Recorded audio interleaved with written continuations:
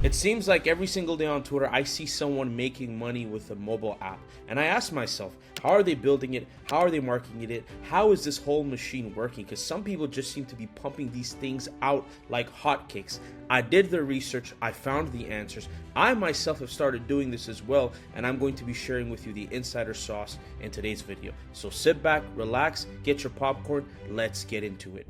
Honestly, the formula is pretty simple. When it comes to building mobile apps, we just need to build it, we need to market it, and the combination of these two hopefully leads to some money.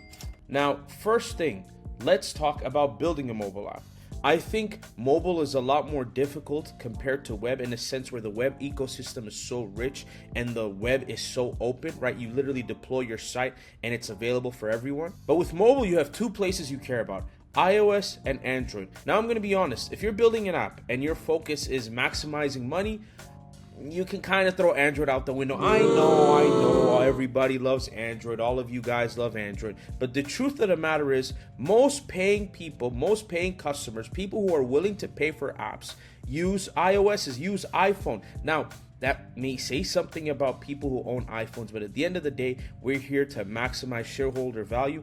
And in order to do that, I would say the biggest focus for your mobile app should be iOS. Now, what tech stack should you use? I know, again, we always talk about tech stack on this channel, but what tech stack would I use? I'm using React Native because React Native allows me to build for both, even though, yes, I told you to focus on iOS. What I mean is the experience, the look, the feel, you should 100% optimize for iOS. Now, there's going to be someone in the comments saying, oh, what about Android users? Yes, you could do that too, but I'm assuming we're thinking about moving really fast so we can go to market really quickly. I would focus on iOS. So React Native, and then I would use Expo. This is going to help me build the app, deploy the app, and all that other nonsense. I'll be honest, Expo is a lifesaver because Apple is really hard to deal with. All the build steps and the certificates and all that stuff. Expo really makes it easy. If you want to deploy your app, all you have to do is run this command and then you just follow the steps, right? So React Native is what I'm using to build the app. Expo is what I'm using to package it and deploy it. You can think of Expo like Next.js, honestly. They have their own router as well. It's pretty awesome. Now for the backend, I'm using Convex, and the reason why I'm using Convex is mobile apps, the experiences have to be good. They have to feel fluid. They gotta feel fast. And in order to achieve this, you're going to need a supercharged backend and a real-time database. Now for auth, you can use whatever. You want to use Clerk, WorkOS, you want to use BetterAuth, make your pick, right? Whatever is easiest for you to ship with and move with, this is what I'd use to build an app. Now recently I saw this tweet that said Gen Z's putting themselves in timeout and calling it healing. No phone, no TV, no music, no food, just silence. They're calling it raw dogging boredom. 15 minutes of sitting, completely zero distractions. You get the gist, right? So I saw this tweet, and then what I decided to do is like, oh, I'm just going to quickly build an app that allows you to do this. So you can see the app here. It's called Timeout. I have auth set up, and for auth, I just used Clerk just to get started quickly. So you see me, I'm creating an account. I'm just going to click continue here, and then literally all, like I have a mini onboarding explaining what the timeout app does. Click start timeout. I begin, and then it does 15 minutes, right? That's what the trend is about. So I have the timeout going, and I built this feature where, like, let's say I go to Twitter because I have issues and I can't focus. And if I go back to the app, it tells me you peaked, try again. I can then click on history and I can see my streaks. So far, I haven't completed a 15-minute timeout session, right? So the reason why I bring this up is when you're building your app, it's very important to sort of be locked in with the trends, right? And this sort of goes into marketing. In order to build a successful B2C app, your marketing has to be on point. And this is the one place you're going to focus. I know most of you are going to hate this, but TikTok, ladies and gents, is where it's at. TikTok is so influential and so powerful. I knew it was powerful because my wife uses it as a search engine. She wants to find out if a place is good or she's looking for a specific product. She's not going to Google like us devs or ChatGPT or Perplexity or whatever you nerds are using nowadays. They're going on TikTok. Gents, ladies, the people, the normies are going on TikTok. So when you're building your app, if you don't have any ideas, might I suggest doom scrolling on TikTok a little bit and calling it research? Now, here's the funny part. For most of us, the building isn't actually the difficult part. It's the marketing. So how do I go about marketing my app? First things first is I would download TikTok and sort of see what's going on, what's trending. But here is the secret sauce.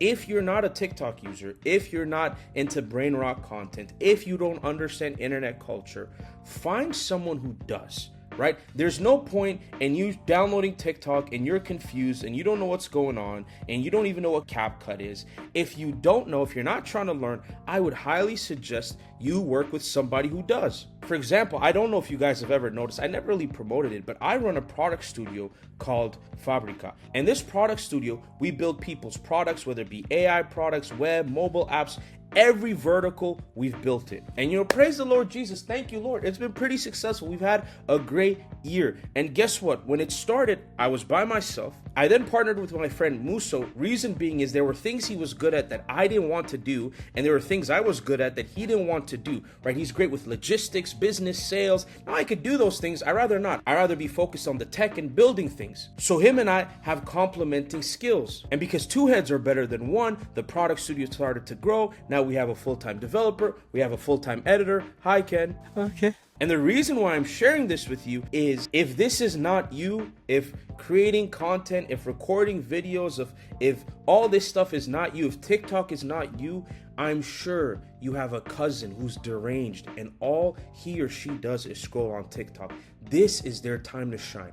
Partner up with them, work with them. You build, they create content. Now I can already hear some of you nerds saying, why not web apps? Why does it have to be mobile? I could just push to Vercel and deploy a web app pretty quickly. Because most of the normies don't care for web apps. It's just true. They're on TikTok, they see some UGC video of someone using an app, they see the app, they go on the app store, they download the app and they use it. That's what the normies are doing. Again, if you're building a B2B SaaS, yes, stick to the web, watch the other videos. But this is for my people looking to build mobile apps that people are going to use. Now, while I was in SF, I met two awesome guys who are the founder of this app called Candle. They're both Convex customers. Candle is built using Convex. Parth and Alex. And their app Candle, if I'm not mistaken, has hundreds of thousands of users and they're doing insane levels of monthly recurring revenue.